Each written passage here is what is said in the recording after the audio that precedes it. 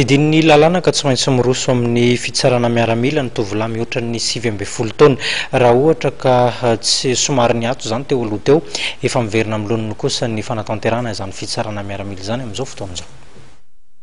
Rehefa niato nandritra ny krizy izay naritra 5 taona ny fitsarana miaramila dia averina amin'ny laoniny izany ary tanterahana isa-taona araka ny fampitam-baovao amin'ny ministera ny fiarovam-pirenena.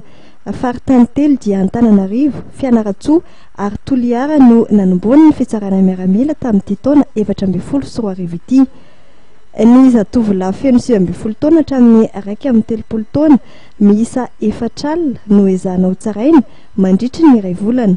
Efa nanomboka ny ezaka ary anisany efa nanatanterahana fitsarana miaramila ny tao Evato distrikta ny Farafangana.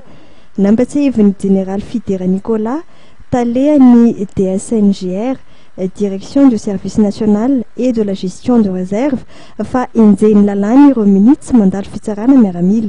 Tovato anay zany manao ny fitsarana miaramila.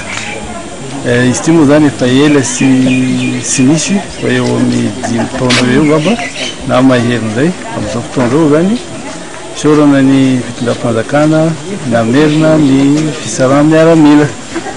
Ka amin'ny fitsarana miaramila zany dia ny zatovolahy zany mandray anjara ka heverinay fa tsara ihany koa ny andraisan'ny zatovovavy anjara satria io moa zany le hoe mira lenta dia ary atsika koa fa miara mahita fa amin'ny akademia misy koa ny gendarme vehivavy ka heverinay fa rariny sisiny raha ohatra ka mba asiana koa zany ny zatovovavy manao fanompoam-pirenena mandritra ny 2 taona. Ny taona 2024 dia itoy amin'ny faritany telo hafa Mahajanga, Antsirana na Tomasina ny fitsarana miaramila.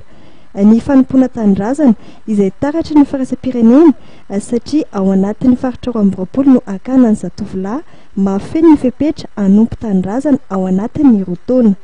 Misy ny manam-pahefana izay mihevitra fa tsy tokony mijanona amin'ny lehilahy fa hitarina amin'ny vehivavy ihany koa ny fidirana ny fanompoam-pirenena.